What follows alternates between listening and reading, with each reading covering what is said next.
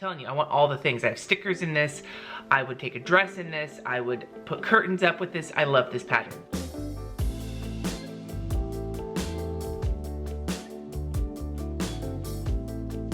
Hi everybody, today I am going to be talking about the things that I loved in the month of May 2019.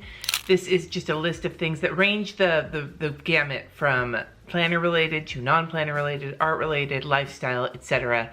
They're all just stuff that I've been finding myself using because even though I like to talk about consumerism, at least once in a while, on these videos this is when I like to enable people because apparently I need to do that too.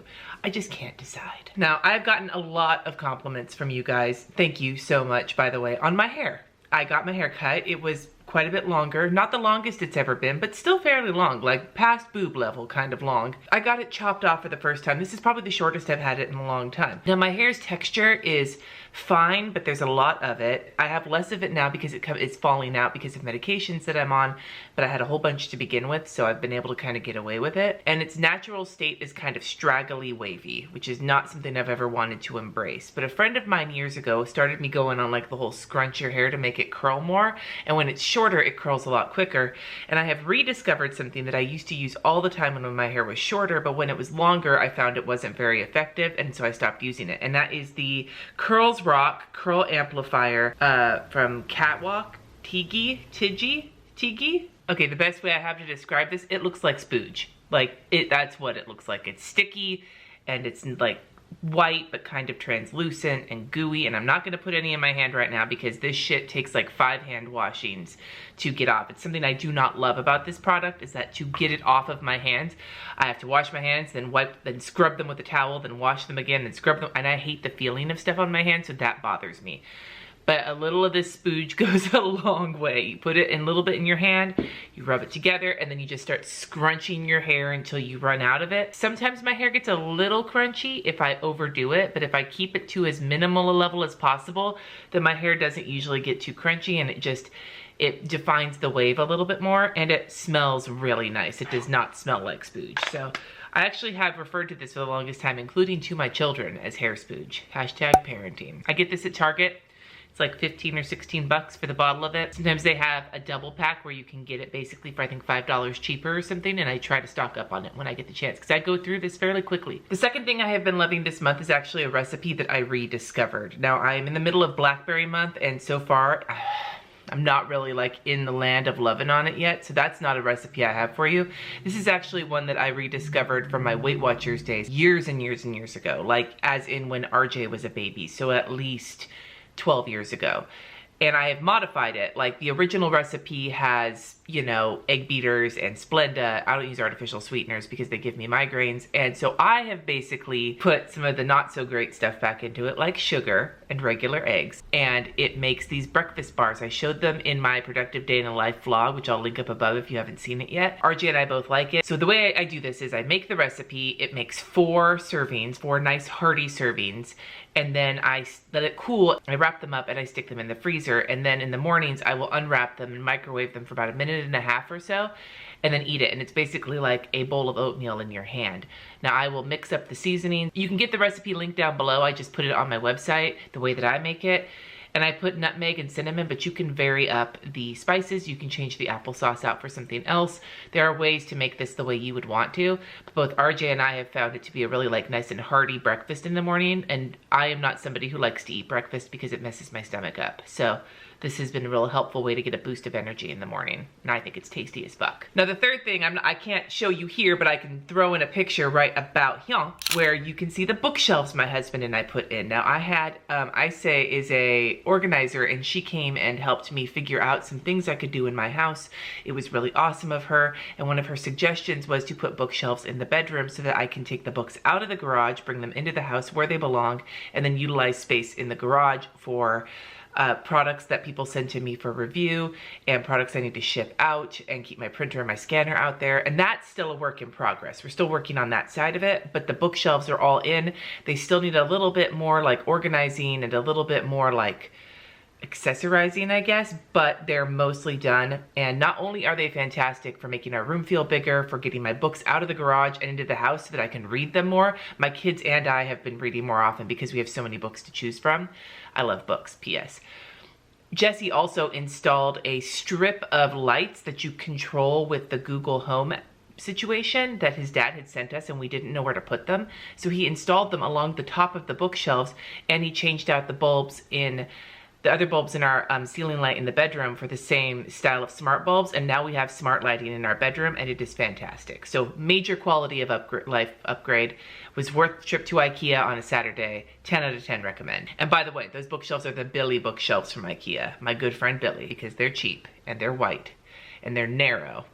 This is not going to surprise any of you. If you've watched any of my videos, especially Erin Condren at all this month since the new planners released, I know that there is controversy surrounding the whole recent Erin Condren launch. I get it. I get it. I also know that there is some controversy surrounding the beautiful neutral kaleidoscope pattern with people calling it pastel. Well, I'm going to throw my gauntlet down and say that I think it's neutral and I think it's gorgeous and I love it and I want everything in it. Got a notepad with it in it. Now this is the actual pattern on the binder, and that video should have already gone up this week of me looking at this. My planner for the next year is this pattern. I ordered the Sherpa. They sent me the wrong one, the colorful one, so I sent that back, and my neutral one should be getting here anytime now. And I'm telling you, I want all the things. I have stickers in this. I would take a dress in this. I would put curtains up with this. I love this pattern. The colors are gorgeous. The style of it, the mutedness of it is beautiful. And while I get that it's not neutral in the sense that it's not black and white, I consider it to be a cool toned neutral, much like a cool toned neutral eyeshadow palette. You can fight me in the comments if you want to. We're gonna move into a few art supplies, and the first one of those that I'm gonna talk about are the B paper sketchbooks. I am fucking loving these. I have two of them. The first one is one that I got at Blick. It is a 9x12 mixed media paper sketchbook, this guy right here. It has 60 sheets. The paper in it is 93 pound. And it is a rough, natural surface. I have been using this for, I got some painting in here. I've got like some gesture drawing and some sketching in here. I've been blocking out some projects in here. It's just a great all-purpose sketchbook. The paper's not so thick that I'm afraid to just use like a pencil or ballpoint on it, but it's not so thin that I can't add a little bit of water, although it is probably a little too thin for any heavy duty watercoloring, and that's where this second sketchbook comes in. This is their watercolor journal, and this one I got off of Amazon. This one actually has 141 pound paper, so it's much thicker, and the paper is perforated here so that you can tear it out if you want to and not have the, you know, this situation. But I've got, again, I'm using this one as well. They're both fantastic. I love B Paper's regular paper. I use it a lot for actual projects I'm doing. And as for the journals and the sketchbooks, they both have nice hard covers. They're both spiral bound. I love that about these, and they are just quickly becoming my favorite sketchbooks. The only reason I'm not as big of a fan is that they're not quite as easy for me to grab as like a Canson one that I can get from the Michaels here in my town. I have to order these online or go out of town to get them because both my Michaels and my art supply store here in Napa don't carry them. So that's the biggest con. But overall, I am loving both of these and using the shit out of both of them. Now the other art supply, and I'm gonna be doing a dedicated video on these soon. I've got some other watercolors. I'm testing a whole bunch of different brands right now, but these ones that I found, I actually wanna bring up, not because of the colors necessarily, but because of the palette. These are from Regina's Watercolors. Now the colors are absolutely stunning. I am loving the colors, and they're handmade watercolors, which is really awesome. It's the first time I've really played with those, but the reason I'm bringing these up is that she has a patent pending palette that is so far my favorite watercolor palette I think I've ever used. And the reason being is because the mixing tray in here is glass. It has like a white background underneath and then a glass surface, and it is the smoothest and nicest mixing tray you can possibly imagine. It is so lovely. It is easy to clean. It works really well, and I've been testing a bunch of watercolors, and these are the ones I keep going back to. They're not inexpensive. I think it was $75 for the set of these watercolors. I think it's what, 28 colors. There's the palette, and then you got a little watercolor block and a paintbrush, so it was a gift set. She's got some different sizes of palettes, but I'm excited to see how many more of these palettes she comes up with once she gets her patent, and if she does different sizes. I just would love to transfer all of my watercolors into palettes like this. Just saying. Next, I'm going to talk about a pen. These were given to me at Go Wild by Tiffany. These are the Villa Beautiful pens. They're a gel pen. They write so smooth. I had managed to not get hooked into these until Kristen from Krissyanne Designs was sitting with me, let me try hers, and I was like, oh damn. And so then Tiffany gave me these, and oh my God, you guys, they write so smoothly. You can change refills out. It's a very fine-tipped black gel pen. It writes like a dream. I've been using it in my planner. I've been using it on my to-do list. I used it on the list for this video, on the Kaleidoscope notepad, I might add, and they're beautiful. They're lovely. I love sparkly pens. I love the pens from Couture Pens. I've got a bunch of Shannon's pens sitting right back over here somewhere, right here. And these ones as well. And I also love, but I absolutely just love, I love that there's a cap, and I love that the ink flows so smoothly. So hell yeah, nice black pen. What more can I say? Another thing I'm going to bring up is actually a program. It is called PicMonkey, and it is what I've been using for all of my YouTube thumbnails and for some of my other channel art, things like that. I use Photoshop. I still use Photoshop and Illustrator for the freelance work that I do, but I have found that PicMonkey is really fast and really convenient for doing the things I need to do specifically for YouTube. It has saved me a lot of time and a lot of pain in the ass. It's paid. I think there's a free version, but the version I'm using is like pretty inexpensive. It's like 10 bucks a month or something, and it has been more than worth it.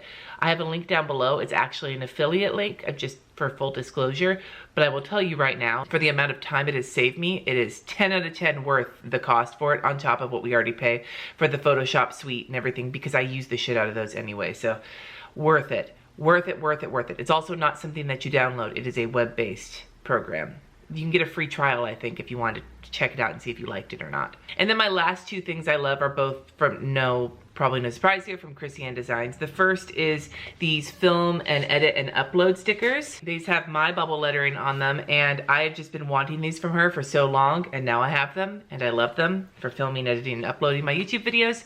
I don't really think there's much more I can say about that, except that I love them. The colors I love, the lettering is mine, and I love it. And it's just, these are something I've wanted, and now I have them, and it makes me happy, and yay. I mean, like, what else am I supposed to say? Like, about these. They're stickers I really wanted, and now I have them, and they make me happy.